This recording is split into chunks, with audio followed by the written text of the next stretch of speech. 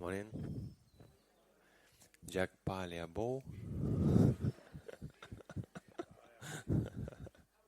Oh boy, yeah. Same, someone. Okay. So we little bit meditate, connect with present moment, and then explore some Dhamma topic. So just find a straight and comfortable position of your body.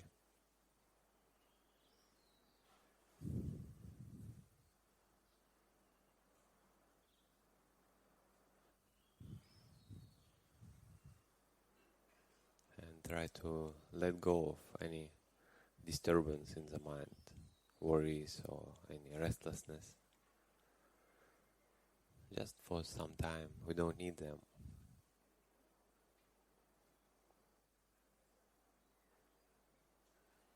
And pay attention on what's happening right now.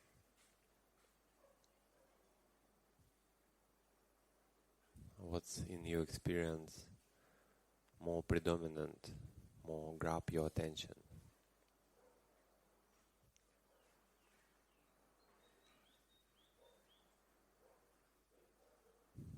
Can be bodily sensations.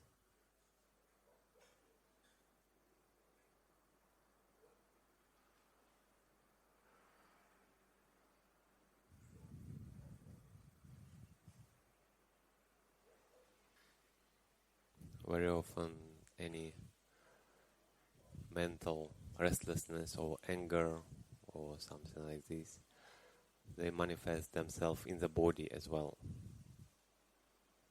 So by paying attention on the body, you can come back in touch with present experience, step back from any mental disturbance.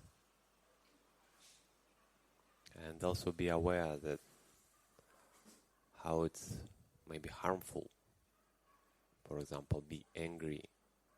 How it's really painful in the body when one is angry.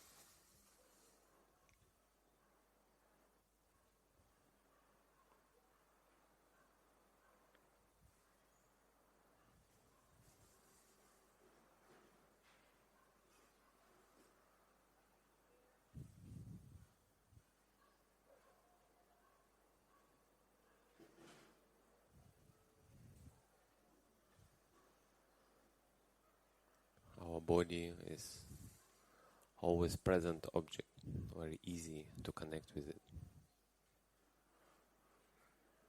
Even opposite, very difficult to disconnect. That's why if we learn how to experience bodily without being caught by pleasantness or unpleasantness of these or that sensations. Just know them as the sensations.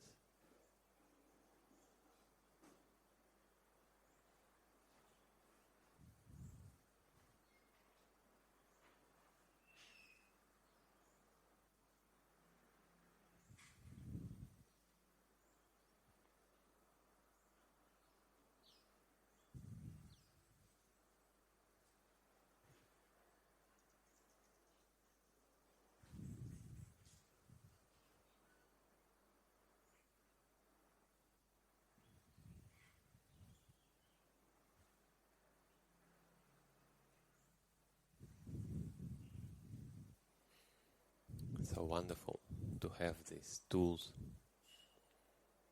to have these techniques. Just be able to calm your mind, to connect with present experience. We can be very grateful for the Buddha.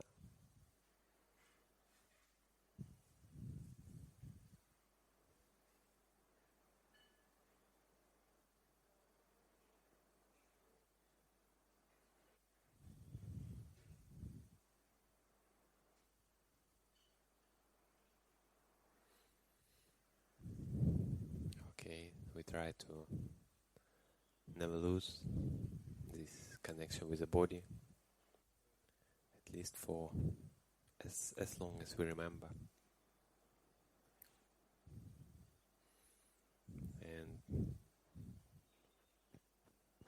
continuation of topic of the food, that we start a little bit with this traditional greetings, like concern about other person eating. There is one sutta in Itivuttaka. They call it Kāmayoga Sutta. So the yoke or bondage of Kama, of sensuality. Yeah, because most of the time when we eat food, we don't eat it only for subsistence or substance, or to just keep this body running, keep this body going.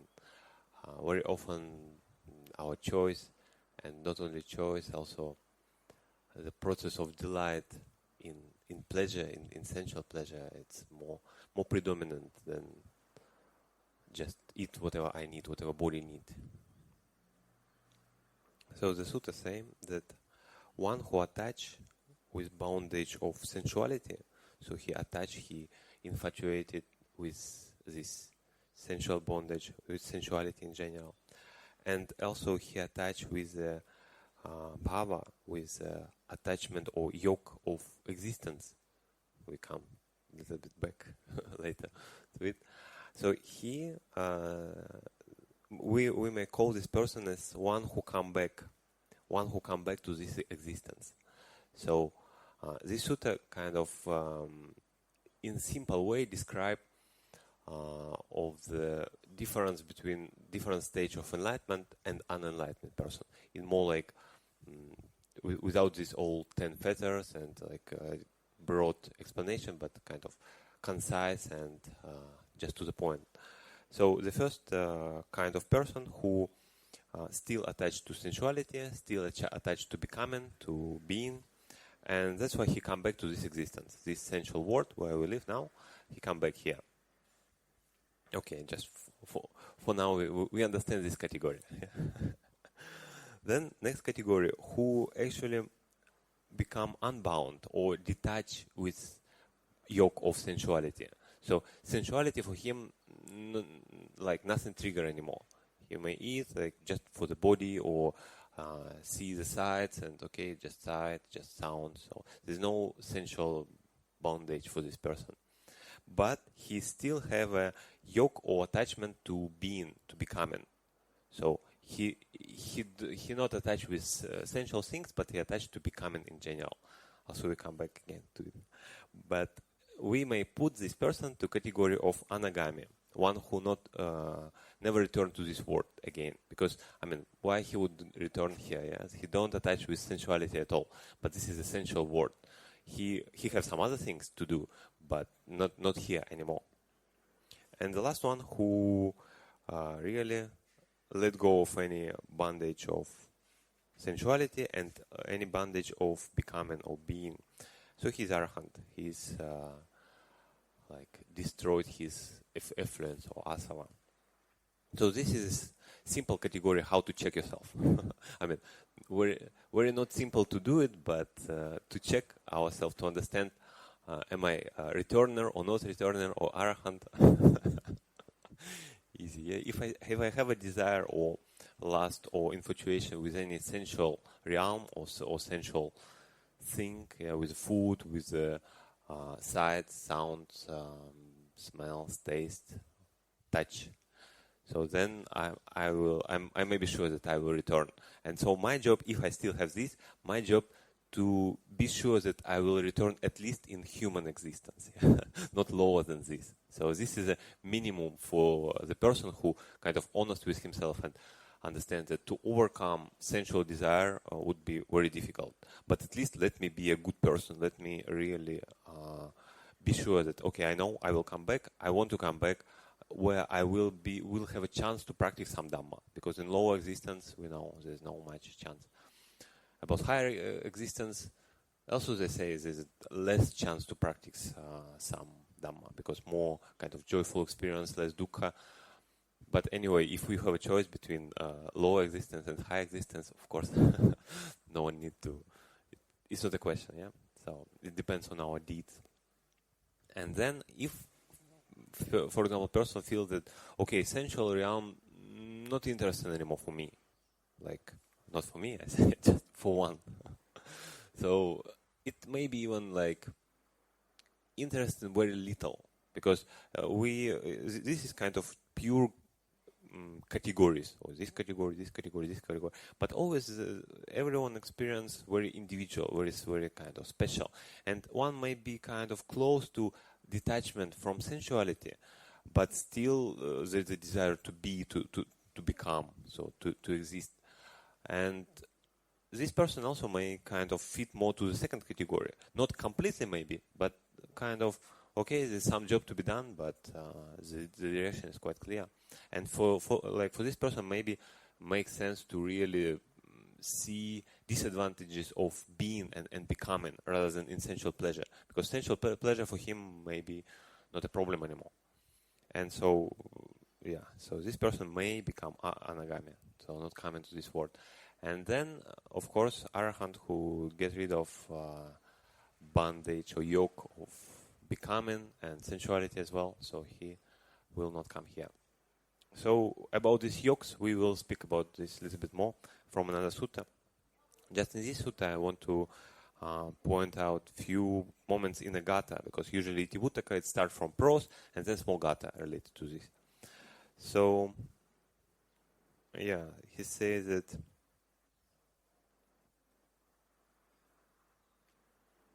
what's interesting things, it's about anagami. And he says that, he described anagami one who overcome sensual realm and still have attachment to bhava. And then he says that whoever, so he described normal person, anagami, and then he's starting to describe arahant. And he starts with whoever cut or serve or like eradicated doubt, and then whoever destroyed mana, comparison or pride, and repeated existence. So, and he's arahant. And interesting, he starts from whoever cut off the doubt. When I read this, it's kind of, we know the doubt already stream enter cut. This is one of the bondage, even much, because before he speak about anagami, now he speak about arahant, and he speak about doubt. It's doubtful. So then, all kind of commentary have explanation and something to say. And they say that he just emphasized, the commentary say, of course we know that the doubt already has been cut, has been overcome by stream entry, but here just emphasized that for arahant, for sure don't have a doubt. There's no question about this. Because before he didn't mention doubt at all. So, okay. And also another explanation, it's a gatha, it's a poetry.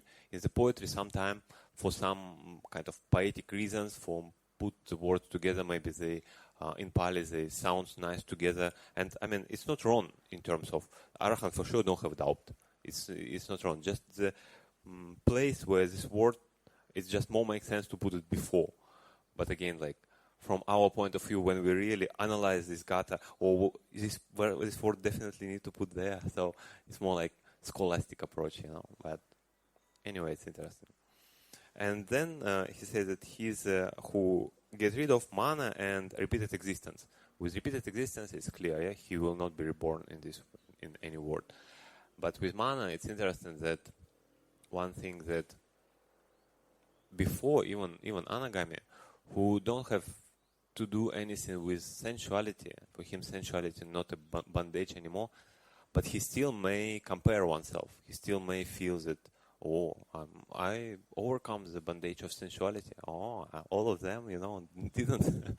So still this kind of mana, pride, what we need to be careful, because very often mana, in case of undeveloped person, mana comes together with aversion or strong lust, which anagami we know don't have anymore. So anagami may kind of feel that, okay, I'm I'm really better than him, or I'm really worse than Arahant, for example. So he may have this, but without this aversion, what very often happens, and without this attachment or lust or like. So, yeah.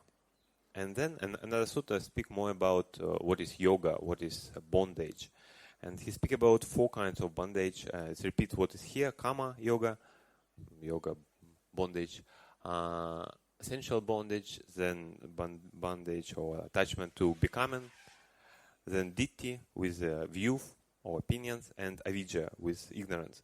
And yeah, well, like what interesting about this sutta, it says how one who has this, let's say, Kama Yoga attachment to sensuality, how he may overcome this, how he may don't have it anymore. And he says that he need to understand, also from other suttas we know, he need to clearly understand how these things arise, how these things disappear, how these things, what's the gratification, what's the beauty, what's the benefit of these things, what's the drawback, what's the disadvantage, and what is escape, how to escape from this. And of course, like it says, it's see as it really is with personal experience. So it's quite deep things. But even on intellectual level, we may reflect, and this reflection may really help when you reflect on, let's say, disadvantages of sensuality. We all know disadvantages of sensuality, yeah? Well, because if I attach to some sensual experience, when it's gone, when it's disappeared, I'm suffer. Yeah. Or they always in Sutta give example, like you see young girl, for example, 18 years old. So she, like one who look at her may feel pleasant. But then this girl, after 80 years, she become like almost 100 years. Would you be attracted with this girl? Bhikkhu say no, no, but definitely no. And this is kind of disadvantages. One who kind of attached and infatuated with some object which going to change, and then because of change of this object, I will be suffer. So, but interestingly here, it's also speak. We need to understand the advantages. We need to be honest that, okay, there are benefits in sensuality. There are benefits in becoming, benefit in views, benefit in ignorance. It's very doubtful, but okay. If one don't know it's ignorance, maybe there's some benefit. They say benefit of ignorance, yeah, saying like this. So, but also it doesn't mean that we need to go for all sensual pleasure if we speak about bondage of sensuality. I don't think that we need to try and taste every sensual pleasure what's possible in the world, you know, like otherwise if you really go for it, I don't know how much health you would left after this trip. If you try any drugs, any alcohol, everything was sensually available, I mean, it's kind of costly for the health and for mind, and it would be much more difficult to detach. But in general, I think all of us have a general sense of benefit in sensuality. I mean, of course, maybe we didn't try everything what is available, but we may understand, okay, like the alcohol, any kind of alcohol tastes like this, any kind of drugs, I mean, we can imagine, even never try. We don't have to. And also, we, from this kind of, the more wisdom we have, the more general conclusion we may draw. Like just from some experience, from like seeing a fire, for example, touch a fire, you understand, okay, the fire is hurt. But maybe to touch a, I don't know, lamp, you know, like some lamps also kind of heat, or anything what's kind of similar to this. By wisdom you can understand, okay, it's also hurt. I don't have to touch it. I have the understanding. So same way with sensuality. Understanding from some experience that there are benefits, and okay, I believe that there are other benefits similar to this. It's just kind of enough for me to go forth. And then what's how it's arise and how it's pass away, it's also interesting. So with sensuality, usually sensuality comes with Vedana, with feelings, like pleasant or unpleasant. And we know feelings arise from passa, from contact. So there is a contact with sensual object. I put some food in my tongue, there was a contact. And now I feel pleasant because it's nice or sweet or whatever. And then when it's gone, I don't feel it anymore. Contact not there, there's no like sensual pleasure anymore. I may remember this, oh, what was a nice cake, oh, it's nice. But it's come from different domain. This pleasure, what I may come from memory, it come from mental. There's a contact with mental, with this thought, and then I feel pleasant. Then this thought disappear. Now I remember about my mother, for example. I may feel different feelings, but not that anymore. So it's very clear to see the sensual pleasure arises from contact. And when you break this experience on this, even on intellectual level, you may be more detached. Like, it's not my sensual pleasure. It's not that things what I inherently want to control or something like this, but it's just things what arise from contact. I mean, there's no much magic here, yeah? It's just contact happening, experience, contact gone, experience gone. Okay, so causes and conditions. It's not that I inherently, like blessed one who always experience pleasant, like pleasure, or I'm like miserable creature who always experience pain. It's everything conditioned. So same way for becoming, we know, like maybe a little bit we can touch this. So when we know that becoming being maybe arise from tanha, from craving, from dependence origination, we know that craving lead to attachment, to upadana lead to power, to becoming. So this kind of on personal experience only we can verify that, okay, now I'm here, I has been born, yeah, there was definitely becoming, and probably because of craving, because I still have some desires in me. So, and also kind of believing Buddha's teaching, we may say that by eradicating this craving, we may get rid of this power. And also like benefit and disadvantages. Like benefit we all know. Benefit may be very connected with all pleasant, beautiful things in the world what we have, all pleasant experience what we have. So since we kind of separated from sensuality, we may speak about mental domain. Yeah, we may speak about some beautiful mental ideas or any pleasant feelings in mental domain. When, for example, someone praise you, you feel pleasant. Or someone blame you, you feel unpleasant. So it's a drawback. Yeah? And also drawbacks because, I mean, once you become, you will die. You will become old and die. Even put aside the bodily pain, mental pain in all this kind of samsara. It's even more sometimes, yeah, than physical pain. Yeah. So about views, about ignorance, also we can speak a lot, but I think today we mainly may focus on sensuality, what we start with. And again, this kind of reflection on benefit, disadvantages, how it arises, how it passes away, and escape, of course. I mean, escape, we all know it's a noble eightfold path. It's like just practice this, just diligently do your work, and escape will be visible. So I wish all of you to really understand it. Try to understand in every experience, especially something what really kind of infatuate you. You see some sensual experience really drag your attention. You cannot deal with this. It's like really almost shake you. Like you like it very strongly. And try to go through these 5 things. How it arises? Because of passa. How it disappear? Passa disappear.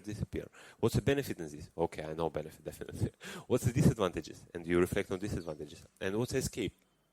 If I do it, if I reflect on this, I find escape. So again and again, we kind of wholesomely brainwash ourselves. And then hopefully this intellectual brainwash will come from personal experience. I from personal experience may see, oh, it's really horrible to indulge in it. It's unsuitable. It's not worthy of what I'm aim on, or any other kind of things what you may feel, okay, I want to kind of detach from it. And again, it should come naturally, not from aversion, not from anger, but naturally from wisdom. So I wish all of you to be free from all suffering. Sad.